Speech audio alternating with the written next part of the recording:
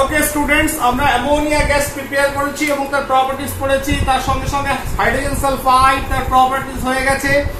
এবার যে অণুটা নিয়ে আলোচনা করব, যে পদার্থটা নিয়ে আলোচনা করব, যে গ্যাসটা নিয়ে আলোচনা করবো, রাদার আমরা বলাটা বেটার হবে, সেটা একটা কথা বললেই তোমরা বুঝতে পারবে যে আমাদের যে বায়ুমণ্ডলের বায়ু রয়েছে তার ভেতর 78.06%, 78.06% রয়েছে সেই গ্যাসটা। অতএব বুঝতেই পারছো কার কথা বলছি। আজকে আমরা পড়বো নাইট্রোজেন নিয়ে। ক্লিয়ার? আমাদের যে বায়ুমণ্ডলের যে বায়ু যে কম্পোজিশন, সেখানে 78.06% থাকে নাইট্রোজেন এবং অক্সিজেন থাকে হচ্ছে 21%। তার মানে এই দুটো মিলেই তৈরি হচ্ছে 99.06%। আর বাদ বাকি কার্বন ডাই অক্সাইড এর পরে রয়েছে 0.03%, আর বাদ বাকি ইনার্ট গ্যাসেস আর নাইট্রোজেনের কম্পাউন্ডস ইত্যাদি ইত্যাদি অন্যান্য গ্যাস মিশে থাকে। তাহলে যেটা সবথেকে বেশি পরিমাণে থাকে নাইট্রোজেন। তাহলে নাইট্রোজেন ক্যারেক্টার কেমন? দিস ইজ সামওয়াট ইনার্ট, অনেক বেশি নিষ্ক্রিয়। ঠিক আছে? তাহলে এই অ্যাটমসফিয়ারে নাইট্রোজেন বেশি পরিমাণে আছে। দেখো একটা জিনিস পরিষ্কার, আমরা সার্ভাইভ করছি, আমাদের জীবন সৃষ্টি হয়েছে, তার কারণ হচ্ছে সেরকম সুইটেবল অ্যাটমসফিয়ার পাওয়া গেছে এবং সেই সুইটেবল অ্যাটমসফিয়ারের জন্য নাইট্রোজেন খুব বড় অংশে দায়ী। তার কারণ অক্সিজেন যদি রিভার্স করে দাও, নাইট্রোজেনের জায়গায় যদি অক্সিজেনকে পাঠিয়ে দাও, যে অক্সিজেন 78% থাকে, তাহলে কি হবে? অক্সিজেন হচ্ছে দহনে সহায়ক। ন্যাচারালি যেখানে একটু স্কুলিং হবে সেখানে দপ করে আগুন লেগে যাবে, অর্থাৎ পুরো পৃথিবী পুড়ে যাবে। কার্বন ডাই অক্সাইডকে এই জায়গাটায় পাঠিয়ে দাও নাইট্রোজেনের জায়গায়, কি হবে? তাহলে কার্বন ডাই অক্সাইড হিটকে অ্যাবজর্ব করে। তাহলে যেখানে 0.03% আছে, একটু বাড়লেই আমরা বলি বিশ্ব উষ্ণায়ন নিয়ে চিন্তা করি যে গরম বাড়ছে, বরফ গলছে, কি হবে? ঠিক আছে, গ্লোবাল ওয়ার্মিং নিয়ে ভাবি, সেখানে 78% হলে তোমরা কি হতো? টকবক করে ফুটতো সব জল, বাঁচতে পারতাম? নো। তাহলে কন্ডিশন আমাদের সার্ভাইভালের জন্য রয়েছে এই ধরনের একটা ইনার্ট ক্যারেক্টারের একটা গ্যাস নাইট্রোজেন আমাদের অ্যাটমসফিয়ারে। এবার নাইট্রোজেন কেন ইনার্ট, কেন নিষ্ক্রিয়তা রয়েছে? তার কারণ হচ্ছে দ্য বন্ডিং। নাইট্রোজেনের ভেতরে আমরা ট্রিপল বন্ড দেখতে পাই। নাইট্রোজেন অণুটাকে যদি দেখো, তাহলে নাইট্রোজেনের আমরা জানি কি নাইট্রোজেনের প্রত্যেকের 5টা করে ইলেকট্রন। বাইরের কক্ষে কটা ইলেকট্রন? 5টা। কারণ পরমাণু ক্রমাঙ্ক কত? পরমাণু ক্রমাঙ্ক কত নাইট্রোজেনের? 7। তাহলে প্রথম কক্ষে 2টো, তারপরে কক্ষে 5টা। তাহলে দেখো 3টে আর 2টো 5টা, তার জন্য 3টে করে বন্ধনে অংশগ্রহণ করেছে, 8টা হয়ে গেছে। এটা বন্ডিং এ পড়েছো, এক্সপ্লেন করা কিছু নেই। তাহলে 2টো করে লোন পেয়ার ইলেকট্রন রয়েছে। তাহলে এই যে ট্রিপল বন্ড সমযোজী 3টে বন্ধন তৈরি হয়েছে 2টো নাইট্রোজেন পরমাণুর ভেতরে, এটাকে ভাঙতে more than 200 kilo calorie per mole energy প্রয়োজন। তাহলে বন্ড এনার্জি খুব হাই, যার জন্য কি হচ্ছে, চট করে কারোর সঙ্গে বিক্রিয়া করতে চায় না। যদি বিক্রিয়া করাতেই হয়, তাহলে সেক্ষেত্রে আমাকে অন্যান্য কারক যেমন হিট দিতে হবে, তাহলেই বিক্রিয়া করবে। এ সহজে কারোর সঙ্গে করে না। একমাত্র কি আমরা জানি নাইট্রোজেন ফিক্সেশন হয় কিছু ব্যাকটেরিয়া রয়েছে, ঠিক আছে, অ্যানোবিনা, রাইজোব্যাক্টার, যারা মটর জাতীয় গাছের গোড়ায় থাকে, ঠিক আছে, এবং সেখানে নাইট্রোজেনকে ফিক্স করে এবং কিছু নাইট্রোজেনাস কম্পাউন্ড ফর্ম করে, যেটা আমাদের গাছের সাহায্য করে এবং সেটা রুটের ভেতরে থাকে। ঠিক আছে, রুট অ্যাবজর্ব করে। সেক্ষেত্রে টেম্পারেচার লাগে না, নর্মাল টেম্পারেচারে হয়। এরকম কিছু ঘটনা রয়েছে, যেমন ট্রানজিশন মেটাল, সন্ধিগত মৌল রয়েছে। সন্ধিগত মৌলের সঙ্গে যখন কমপ্লেক্স ফর্ম করে অনেক ক্ষেত্রে, তখন নাইট্রোজেন সাধারণ উষ্ণতায় করে, আদারওয়াইজ হিট দিতে হবে, কারণ সে অনেকটাই নিষ্ক্রিয়। ফাইন। তাহলে আমরা নাইট্রোজেনকে অনেকটা বুঝতে পারলাম। নাইট্রোজেনকে ল্যাবরেটরিতে কি করে প্রিপেয়ার করবো, how to prepare it in laboratory. তাহলে সেটা প্রথম ড্যানিয়েল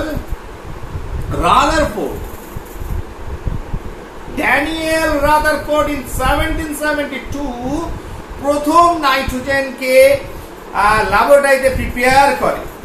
কবে? এবং দেখায় যে একটা কনস্টিটিউয়েন্ট রয়েছে অ্যাটমসফিয়ারে সে নাইট্রোজেন, এবং সেটাকে আমরা প্রিপেয়ার করতে পারছি। তার নাম কি? Daniel Rutherford. ঠিক আছে না? তাহলে কত? 1772 খ্রিস্টাব্দ। ক্লিয়ার? এবং তাহলে সেটা আমরা আসছি ল্যাবরেটরি প্রিপারেশন। ঠিক আছে, তাহলে প্রথম যিনি আবিষ্কার করেন তিনি রাদারফোর্ড ইন 1772। ফাইন। এরপরে দেখো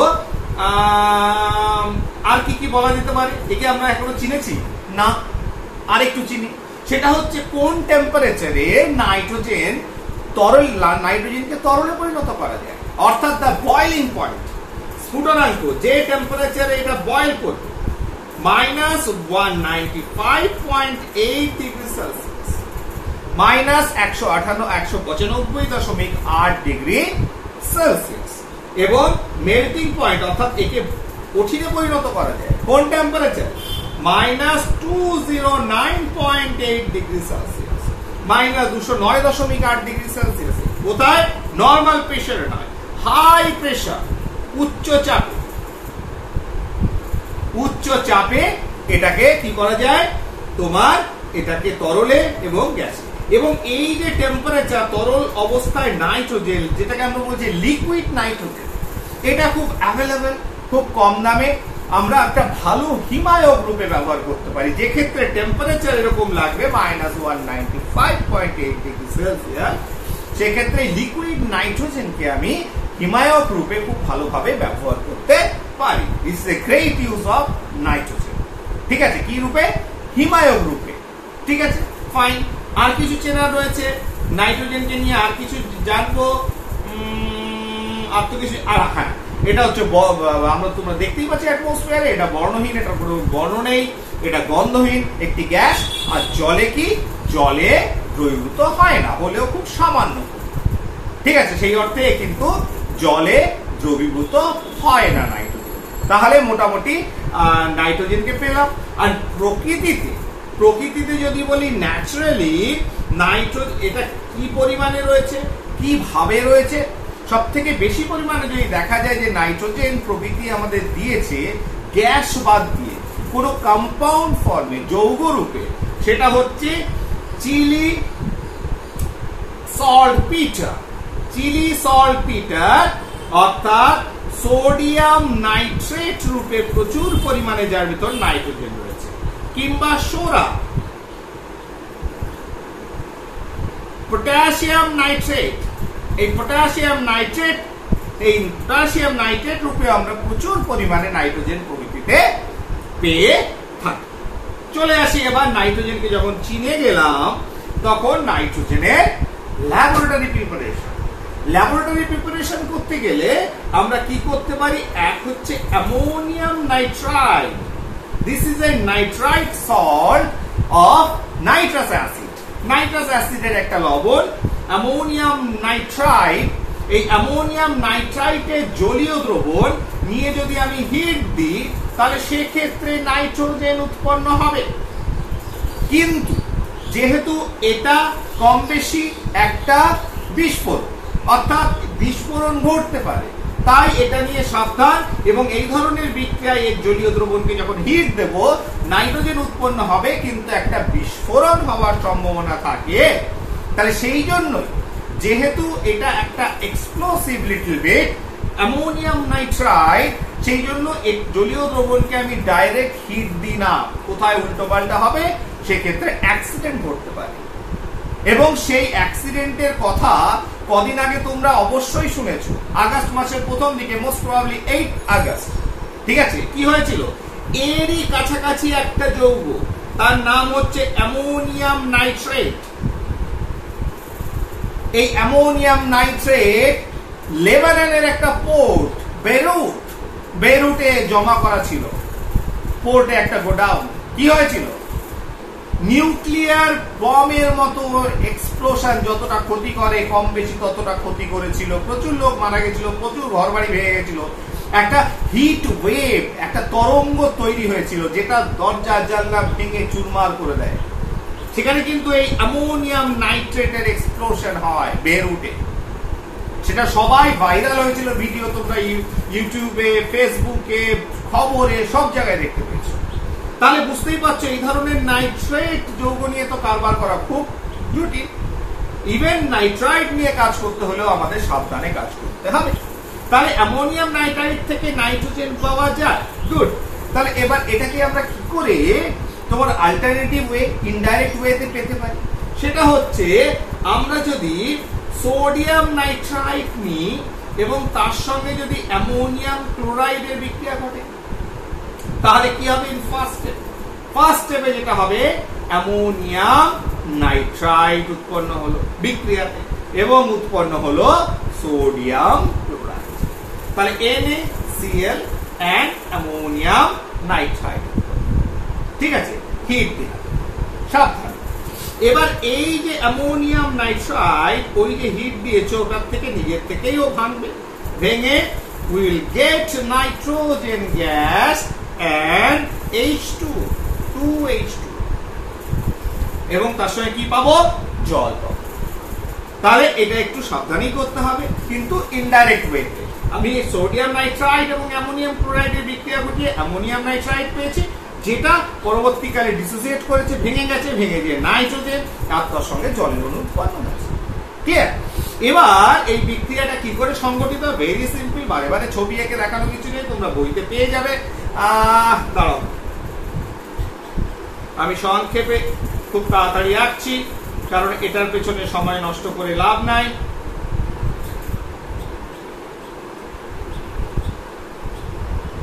তার জালি,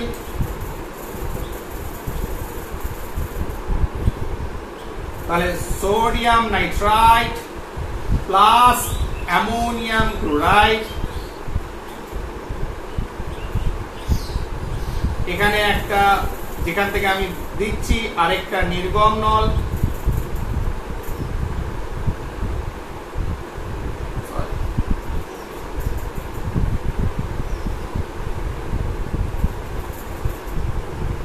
ঠিক আছে।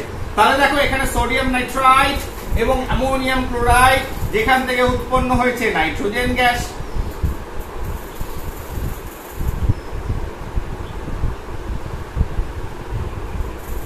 তাহলে এখানে একটা ফ্লাস্কে বদ্ধ জারকে রাখা হয়েছে, গ্যাস জারকে, এখানে জল রাখা হয়েছে, যেহেতু জলে দ্রবীভূত হয় না, ফলে এখানে N2 গ্যাসটা জমা হয়েছে। এটা কি? জল। জলে কি হয়েছে? জলকে নিচের দিকে ঠেলবে, উপর দিকে গ্যাস। জলের নিম্ন অপসারণ, জলের নিম্ন অপসারণ দ্বারা গ্যাস জারে সংগ্রহ করা হচ্ছে, ঠিক আছে।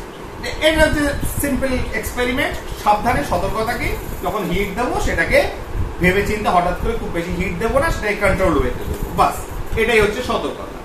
এইবার আমাদের যেটা পরবর্তীকালে আসছে যে কি কি গ্যাস মিশে থাকতে পারে, অর্থাৎ বিশুদ্ধিকরণ, অর্থাৎ কি করে মানে অশুদ্ধি কি কি থাকে। আমাদের যে নাইট্রোজেন, এই নাইট্রোজেনের সঙ্গে তোমার মিশে থাকে যেটা অ্যামোনিয়া খানিকটা, ক্লোরিন, জলীয় বাষ্প, আর কিছু নাইট্রোজেনের অক্সাইড, যেমন নাইট্রিক অক্সাইড, নাইট্রাস অক্সাইড। তাহলে এই জিনিসগুলো অশুদ্ধি আকারে নাইট্রোজেনের সঙ্গে মিশে থাকে। তাহলে ফার্স্ট স্টেপে, যেমন আমরা এর আগেও দেখিয়েছি, আমরা যদি সোডিয়াম হাইড্রোক্সাইড ইউজ করি, এটা কি করবে? ক্লোরিনকে মুক্ত করবে, ক্লোরিনের সঙ্গে রিয়েক্ট করে ওটাকে আলাদা করবে। যদি ওটাকে সঙ্গে রিয়েক্ট করে আলাদা করে দেয়, তাহলে what will be the gases remains now? এখন কি কি গ্যাস পড়ে থাকলো? নাইট্রোজেন পড়ে থাকলো, অ্যামোনিয়া পড়ে থাকলো, তার সঙ্গে জলীয় বাষ্প পড়ে থাকলো, আর নাইট্রোজেনের অক্সাইড, মূলত নাইট্রিক অক্সাইড, নাইট্রাস অক্সাইড পড়ে থাকলো। এরপরে কি হলো? এরপরে আমি জলটাকে দূর করব, আর তাহলে গাঢ় H2SO, তাহলে মাইনাস ওয়াটার। কারণ কি? গাঢ় সালফিউরিক অ্যাসিড একটি ভালো নিরোধক, জলকে শোষণ করে নেবে। আর তার সঙ্গে এই যে ক্ষার, তাহলে প্রথম ধাপে ক্লোরিন আউট হয়েছে, দ্বিতীয় ধাপে অ্যামোনিয়া আর জল, কারণ অ্যামোনিয়া ক্ষারধর্মী, অ্যামোনিয়ার সঙ্গে সালফিউরিক অ্যাসিডের বিক্রিয়া হবে, ফলে অ্যামোনিয়াটা আলাদা হয়ে গেল। তাহলে পড়ে থাকলো কি? N2 আর নাইট্রোজেনের অক্সাইড। এইবার আমি কাজ করি তামারকুচি, উত্তপ্ত তামারকুচি। উত্তপ্ত তামারকুচির উপর দিয়ে চালনা করলে কি হবে? এই বিক্রিয়াগুলো আগে দেখেছো। তাহলে NO কে রিডিউস করবে, করে নাইট্রোজেন পরিণত করবে, প্লাস কিউপ্রিক অক্সাইড উৎপন্ন হবে। একইভাবে কপার নাইট্রাস অক্সাইডকে রিডিউস করবে, করে নাইট্রোজেনে পরিণত হবে, প্লাস কিউপ্রিক অক্সাইড উৎপন্ন করবে। তাহলে দুজনকেই নাইট্রোজেনে কনভার্ট করে দিল। ঠিক আছে, দুজনকে কি করলো? কনভার্ট করে দিল বাই রিডিউসিং দে, তাকে রিডিউস করে, আর নিজেরা জারিত হয়ে গেল। তাহলে এই দুটো অবস্থাতেই তাহলে আলটিমেটলি আমাদের কাছে কি পড়ে থাকে? নাইট্রোজেন। তার কারণ নাইট্রাস অক্সাইড, নাইট্রিক অক্সাইড বা any other oxides of nitrogen, they get reduced by heated copper. উত্তপ্ত তামার কুচো দ্বারা কি হয়েছে? তোমার এরা বিজারিত হয়ে গেছে। তাহলে আলটিমেটলি আমি কি পেলাম? নাইট্রোজেন পেলাম। ঠিক আছে, সেক্ষেত্রে অনেক সময় পারদের নিম্ন অপসারণ দ্বারা সংগ্রহ করা হয়ে থাকে। তার কারণ হচ্ছে জল যে নাইট্রোজেনটা পেয়েছি সেক্ষেত্রে আমার বিশুদ্ধ অবস্থায় আরো পাওয়ার জন্য আমরা পারদ ইউজ করি, যাতে জলে যদি কোনো কিছু ডিজলভ হয়ে থাকে নাইট্রোজেন, সেই সম্ভাবনাও যেন না থাকে। তাহলে সেক্ষেত্রে আরো বিশুদ্ধ নাইট্রোজেন পেতে হলে এই নাইট্রোজেনটাকে আমরা পারদের নিম্ন অপসারণ দ্বারা সংগ্রহ করি। ঠিক আছে, কন্টেইনারে যে পারদ রেখে দেবো তার ভিতরে চালানো। তাহলে আলটিমেটলি আমি বিশুদ্ধ নাইট্রোজেন পেয়ে গেলাম। তাহলে এটা গেল আমাদের ল্যাবরেটরি প্রিপারেশন অফ নাইট্রোজেন। নাইট্রোজেনকে আমরা কিভাবে ল্যাবরেটরিতে প্রিপেয়ার করতে পারি। এবার তাছাড়া কিছু নেই এখানে। এরপরে দেখো অন্যান্য পদ্ধতি কয়েকটা পড়ে নি। অন্যান্য পদ্ধতি, অন্যান্য কি কি পদ্ধতি আমরা অবলম্বন করে নাইট্রোজেন তৈরি করতে পারি। 1 নম্বর, আমরা অ্যামোনিয়াম ডাইক্রোমেট Cr2O7, এই ডাইক্রোমেট ক্রোমেট আয়নের সঙ্গে আমরা পরিচিত হয়েছি। ঠিক আছে না? যেমন এই ক্রোমেট বলি, সরি, ডাইক্রোমেট আয়নের সঙ্গে পরিচিত হয়েছি। কোথায়? Potassium dichromate. ঠিক না? তাহলে পটাশিয়ামের জায়গায় কি রয়েছে? আরেকটা তোমার ইউনিভ্যালেন্ট বা মোনোভ্যালেন্ট একটা ভ্যালেন্সি 1 অ্যামোনিয়াম আয়ন রয়েছে এখানে। তাহলে অ্যামোনিয়াম ডাইক্রোমেট, এটাকে যদি হিট দাও তাহলে কি তৈরি হবে? Cr2O3, chromic oxide plus nitrogen. তাহলে ক্রোমিক অক্সাইড হলো, নাইট্রোজেন হলো। তাহলে ক্রোমিক অক্সাইডে এতগুলো অক্সিজেন লেগেছে? নো, ক্রোমিক অক্সাইডে তোমার 3টে অক্সিজেন, বাকি কিছু অক্সিজেন পড়ে থাকবে, হাইড্রোজেন পড়ে থাকবে, তারা মিলে তৈরি করলো জল, আর এখান থেকে নাইট্রোজেনটা বেরিয়ে গেল। এবার লেটস ব্যালেন্স ইট। 4 আর 3 7 ব্যালেন্সড। তাহলে অ্যামোনিয়াম ডাইক্রোমেটকে হিট দিলে আমরা নাইট্রোজেন গ্যাস পেতে পারি। 2 নম্বর হচ্ছে যে বিক্রিয়াটা আমরা দেখেছি সেটা হচ্ছে অ্যামোনিয়া থেকে। বলে ও স্যার, অ্যামোনিয়া থেকে তো আমি দেখেছি। বলে কেন? অ্যামোনিয়া থেকে কি করে দেখলাম? কারণ অ্যামোনিয়ার প্রপার্টিজ পড়েছি। তাহলে একই জিনিস বারে বারে আসতেই পারে। যেটা অর্গানিক কেমিস্ট্রিতে দেখবে যে একবার একটা বিক্রিয়া, সেটা মিনিমাম দেখা যাচ্ছে যে খুব রেয়ার বিক্রিয়া আছে, এটা একবার এসছে, সেটা কারো রিঅ্যাকশন, কারো প্রপার্টি, তো কারো ধর্ম, কারো প্রিপারেশন, কারো প্রপার্টি, তার মানে কারো বিক্রিয়া রাসায়নিক ধর্ম, তো কারো মানে ধরো অ্যামোনিয়া থেকে নাইট্রোজেন উৎপন্ন হয়েছে, অ্যামোনিয়া রাসায়নিক ধর্ম বিক্রিয়া করে নাইট্রোজেন উৎপন্ন করেছে, সেটা তো নাইট্রোজেনের প্রিপারেশন, তাই সেটা তো রিপিট হবে। ঠিক আছে না? অতএব আমরা কিন্তু যদি ভাবি যে অনেক বিক্রিয়া, তা নয়, অনেক বিক্রিয়া কিন্তু রিপিট হচ্ছে, যেটা আগে পড়ে এসেছি। কারো প্রিপারেশন, কারো প্রপার্টি, কারো প্রপার্টি, কারো প্রিপারেশন। তাহলে অ্যামোনিয়া থেকে কি করে হতে পারে? আমরা কি পড়েছিলাম? NH3 plus cupric oxide. তাহলে অ্যামোনিয়া থেকে এখানে করে দিই। হ্যাঁ, উঁচু।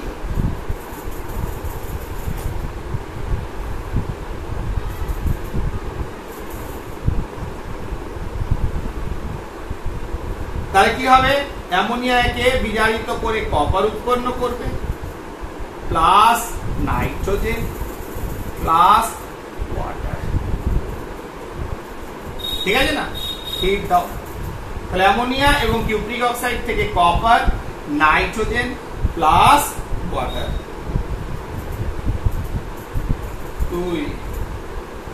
2 6 3 3 3। একইভাবে ammonia plus CaOCl, calcium chlorooxychloride, that is bleaching powder.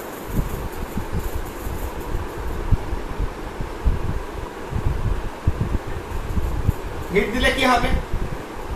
সব ঠিক আছে, নাইট্রোজেন উৎপন্ন হলো আগের মতো, প্লাস ওয়াটার, জল উৎপন্ন হলো। এবার যেটা কপার আলাদা হয়েছিল, কিন্তু এক্ষেত্রে কপারের সঙ্গে ক্লোরাইড গ্রুপ আছে, তাহলে কি হয়ে যাবে?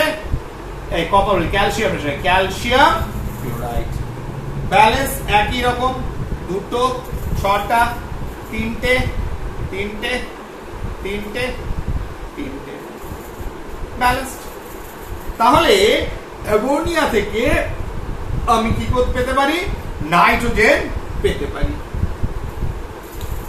আর কি থেকে পাওয়া যায়?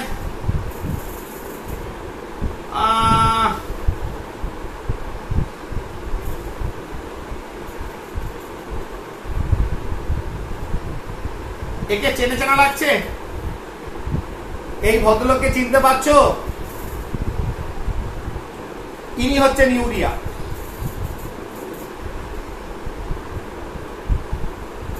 বলে একে তো চিনি না খানিকটা। সোডিয়াম হাইপোব্রোমাইড, এর নাম কি? সোডিয়াম হাইপোব্রোমাইড। এর সঙ্গে মিশিয়ে যদি হিট দেওয়া হয়, তাহলে এক্ষেত্রে আমরা জানি যে CO2 বেরোলো, CO2 দিয়ে এটা তৈরি হয়েছিল, বেরিয়ে গেছে, নাইট্রোজেন গ্যাস উৎপন্ন হয়েছে, NaBr উৎপন্ন হলো, plus water, carbon die oxide, nitrogen, sodium bromide এবং জল উৎপন্ন হয়েছে। ঠিক আছে, তাহলে ইউরিয়ার সঙ্গে sodium হাইপোব্রোমাইডের রিঅ্যাকশনে carbon die oxide, nitrogen, sodium bromide এবং ওয়াটার উৎপন্ন হলো। This is your homework. নিজে ব্যালেন্স করবে, সব করে দিলে হবে না। ঠিক আছে, সব করে দিলে হবে না, কিছুটা নিজেকে করতে হবে। 4 নম্বর, অ্যাজাইড বা নাইট্রাইট থেকে sodium nitrite, Na3N,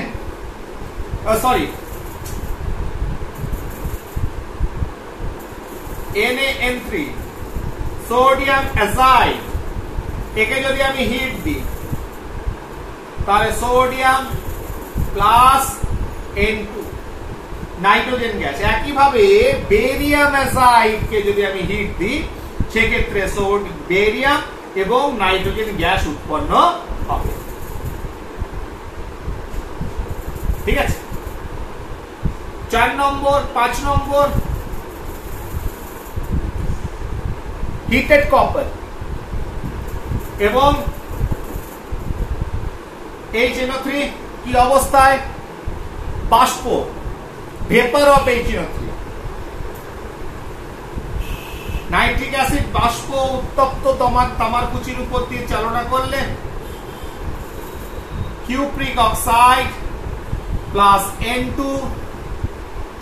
plus H2 উৎপন্ন হবে। তাহলে নাইট্রিক অ্যাসিডের যে প্রপার্টিজ, ধর্ম, সেক্ষেত্রে বিভিন্ন রকম নাইট্রোজেনের গ্যাস উৎপন্ন হয়। যেমন তামার সঙ্গে গাঢ় নাইট্রিক অ্যাসিড চালনা করলে নাইট্রোজেন ডাইঅক্সাইড, নাতি গাঢ় 1:1 রেশিওতে যদি চালনা করি নাইট্রিক অক্সাইড, যদি আমি লঘু নাইট্রিক অ্যাসিড দিই নাইট্রাস অক্সাইড। একইভাবে উত্তপ্ত তামারকুচির উপর যখন নাইট্রিক অ্যাসিড বাষ্প চালনা করব, তখন কিউপ্রিক অক্সাইড, নাইট্রোজেন গ্যাস উৎপন্ন হবে এবং কি উৎপন্ন হবে? জল উৎপন্ন হবে। তাহলে এটাকে যদি ব্যালেন্স করতে হয়, কোন দিক দিয়ে ব্যালেন্স করব? দুটো হাইড্রোজেন 2, নাইট্রোজেন, অক্সিজেন 6, অক্সিজেন 6, তাহলে 5 একে 6, 5, তাহলে 5 একে 6, 5টা হয়ে গেল balance. This is a balanced equation. এবার তোমরা কি করবে? অ্যারোটাকে আমি সবসময় দিতে ভুলে যাচ্ছি, দরকার নেই, ইম্পর্টেন্ট হচ্ছে ব্যালেন্স করে এটাকে সমান চিহ্ন দিয়ে দেবে। ঠিক আছে, তাহলে এটা হচ্ছে নাইট্রিক অ্যাসিডের সঙ্গে তামার বিক্রিয়ায় আমি কি করতে পারছি? নাইট্রিক অ্যাসিড বাষ্পের সঙ্গে আমি নাইট্রোজেন গ্যাস প্রিপেয়ার করছি। আর কিছু পড়ে থাকলো? হ্যাঁ, নাইট্রোজেনের অক্সাইড থেকে বলে স্যার ওটা তো আপনি করিয়ে দিলেন, কোথায় করালাম? নাইট্রোজেনের অক্সাইডকে তাড়িয়েছি আমি, তাড়ালাম তো তামার কুচির উপর দিয়ে চালনা করে। তাহলে এর পরের নেক্সট পার্ট কি? নাইট্রোজেনের অক্সাইড, যেমন নাইট্রিক অক্সাইড প্লাস উত্তপ্ত তামার কুচির উপর চালনা করলে কি হবে? Cupric oxide plus nitrogen. বলে এটা তো বিশুদ্ধিকরণে দেখলাম, তাহলে সেইভাবে তো এই নাইট্রোজেনের অক্সাইডের থেকে হিট দিলে কি হবে? Cupric oxide plus nitrogen, balancing, সোজা ব্যালেন্স। ঠিক আছে, তাহলে এইভাবে নাইট্রোজেনের অক্সাইড থেকে আমি নাইট্রোজেন পেতে পারি। তাহলে নাইট্রোজেনের মোটামুটি প্রিপারেশন কি করে করা যায় সেটা দেখলাম। এবার লার্জ স্কেলে যদি বলা হয়,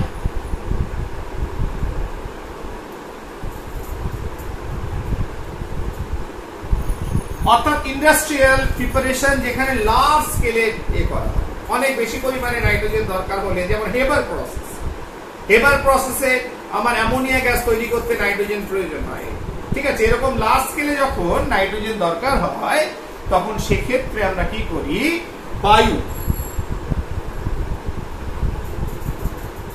বায়ুকে কি করা হয়? তরলীকরণ করা হয়, লিকুইফিকেশন। তার মানে তরল অবস্থায়, তরল বায়ু। তাহলে বায়ুকে কি করা হয়? টেম্পারেচার, প্রেসার প্রয়োগ করে সেটাকে লিকুইফাইড করা হয়। তরল যখন বায়ু পেলাম, সেখানে আংশিক পাতন করি। তাহলে আংশিক পাতন করলে আমরা কি পাই? সেখান থেকে at certain temperature আমরা নাইট্রোজেনকে আলাদা করি। তাহলে এইভাবে কিছুই নয়, বায়ু যেখানে মিক্সচার আছে নাইট্রোজেনের সঙ্গে অক্সিজেন এবং অন্যান্য গ্যাসের, সেখানে তাকে লিকুইফাইড করি। লিকুইফাই করে তার ফ্র্যাকশনাল ডিসটিলেশন বা আংশিক পাতন করে আমরা নাইট্রোজেনটাকে আলাদা করি। This is the large scale preparation of nitrogen. ঠিক আছে, তাহলে এই হচ্ছে large scale preparation, industrial preparation of nitrogen. তাহলে নাইট্রোজেনের আজকে ফার্স্ট পার্টে আমরা নাইট্রোজেনকে চিনলাম, সে কেমন, এবং তার প্রিপারেশন করলাম, laboratory preparation as well as the large scale preparation. Next পার্টে আমরা, সেকেন্ড পার্টে আমরা নাইট্রোজেনের কিছু প্রপার্টিজ, সেগুলো বা ধর্ম, সেগুলো আলোচনা করব। Fine, thank you very much.